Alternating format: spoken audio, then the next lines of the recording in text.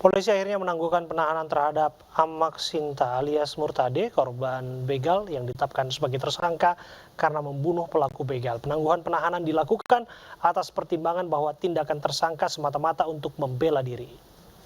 Jangan sampai membunuh begal gitu. Ya dalam arti itu membunuh di negara kita kan dilarang, siapapun itu, karena dilindungi oleh hukum. Ya, siapapun walaupun dia sebagai pelaku. Dan begal jangan membunuh korban gitu. Kalau itu beda, itu kan pelaku kejahatan. Cuplikan dialog antara wartawan dan polisi ini viral di media sosial. Dialog terjadi saat konferensi pers di Polres Lombok Tengah terkait dengan kasus begal yang jadi tersangka pembunuhan akibat menghilangkan nyawa pembegal saat membela diri.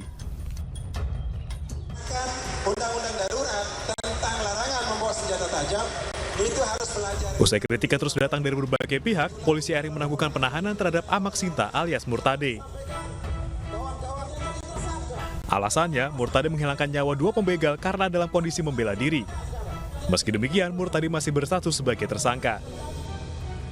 Kemarin Murtade alias Amak Sinta sudah kita tangguhkan penahanannya sesuai dengan permohonan dari pihak keluarga, dan yang bersangkutan sudah kembali ke keluarganya dan mengucapkan terima kasih kepada pihak kepolisian atas pemberian jaminan dan kepastian hukumnya. Sementara Murtade yang telah berkumpul bersama keluarga mengaku bersyukur atas penangguhan penahanannya. Meski demikian, ia berharap kasusnya dapat segera selesai dan tidak berlanjut ke pengadilan. Senang sekali karena pembelaan masyarakat namanya itu. Masyarakat, Bang. Itu saya keluar juga karena dia. Setelah Harapannya semoga aku enggak kena dibawa ke persidangan. Ya, pengadilan.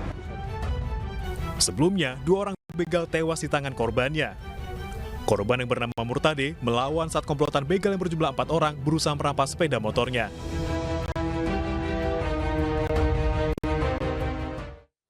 Lalu bagaimana hukum memandang tindakan tersangka Murtade yang melakukan perlawanan hingga akhirnya 2 pembegal meninggal dunia? Telah bergabung bersama kami Muzakir, pakar hukum pidana. Assalamualaikum, selamat malam Pak Muzakir. Selamat malam, waalaikumsalam. Ya, Pak Muzakir, saya langsung ke pertanyaannya karena kita lihat setelah viral kemudian keadaannya berubah. Tentu yang menjadi pertanyaan, kata media tidak menganggap ataupun menutup mata atas persoalan ini. Tentu keadaannya tidak seperti ini. Bagaimana Anda menjelaskannya? Jadi kalau saya melihatnya secara objektif ya. Jadi satu, yang pertama, apakah benar orang-orang itu membegal atau tidak? Gitu. Jadi 2 hal yang ini. Orang itu membegal itu benar atau tidak?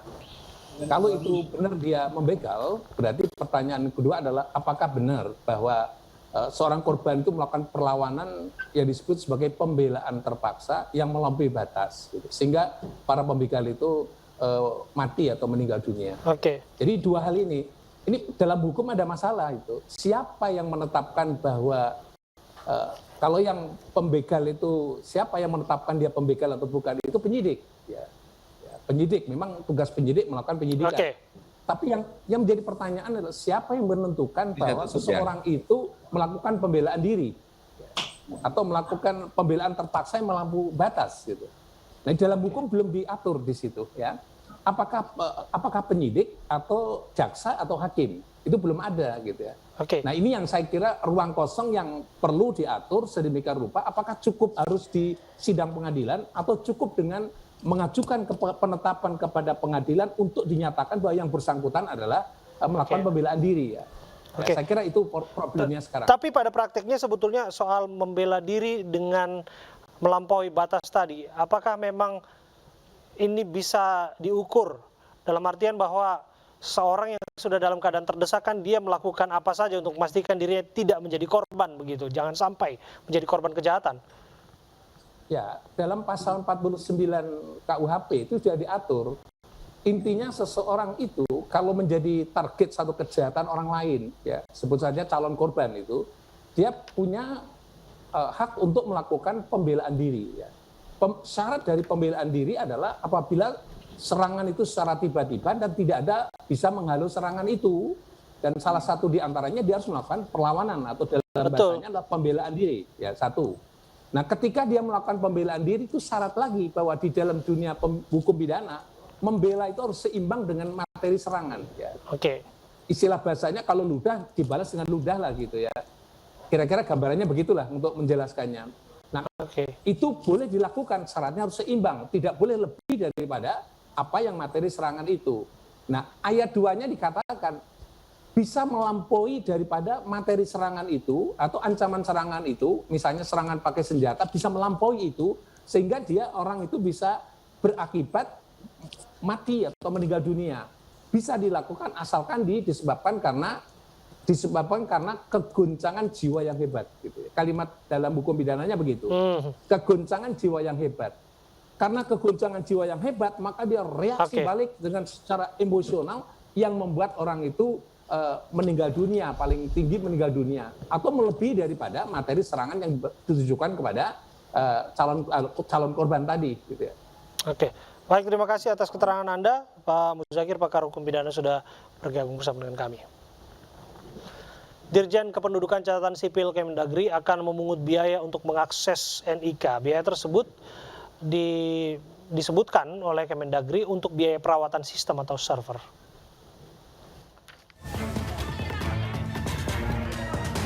Pemerintah melalui Kementerian Dalam Negeri akan menarik biaya untuk setiap lembaga yang hendak mengakses nomor induk kependudukan atau NIK di Pusat Data Kependudukan. Besaran dana yang dipungut pemerintah adalah Rp1.000 untuk setiap kali akses. Dana tersebut disebutkan akan digunakan untuk perawatan sistem secara berkala. Pihak Dukcapil menjelaskan perangkat keras ratusan server yang dikelola data center Dukcapil sudah berusia terlalu tua. Sementara itu, anggota Komisi 9 DPR Lukman Hakim mengatakan hampir 202 juta data kependudukan di Kemendagri terancam hilang. Pengenaan biaya akses data kependudukan diinformasikan masih menunggu tanda tangan Presiden Joko Widodo. Apa yang membuat Kemendagri harus menarik biaya kepada lembaga yang akan mengakses nomor induk kependudukan? Untuk membahasnya, kita telah bergabung bersama dengan Zudan Arif Fakhrullah, Dirjen Dukcapil Kementerian Dalam Negeri. Assalamualaikum, selamat malam Pak Zudan. Assalamualaikum warahmatullahi wabarakatuh. Selamat malam Mas, sehat selalu. Ya, sama. Semoga Anda sehat terus. Pak Zudan, yang menjadi pertanyaan publik, mengapa harus dibebani oleh biaya aksesnya? Ya, pertama kita lihat bahwa selama 9 tahun pelayanan Dukcapil kepada berbagai lembaga itu selalu digratiskan dan menjadi beban dari negara, CQ beban dari Dukcapil. Kemudian kita melihat kalau teman-teman dari iNews sempat menayangkan slide yang saya kirimkan, kita akan melihat selama 7 tahun terakhir ini anggaran untuk Dukcapil itu semakin berkurang. Karena negara sedang fokus pada penanganan kemiskinan, penanganan stunting, dan 2 tahun terakhir ini sangat fokus kepada COVID-19. Nah, pada waktu saya jadi dirjen di awal 2015, lembaga itu baru 30 yang kita layani. 30 lembaga. Sekarang sudah ada lebih kurang 5.010 lembaga yang kerjasama dengan Dukcapil. Sehingga beban kita menjadi semakin berat. Nah, kita perlu server-server baru, storage baru, perangkat baru. Nah, saatnya lembaga-lembaga yang profit oriented seperti perbankan, asuransi, besar murah. Ini mohon maaf saya potong Pak Zudan ya.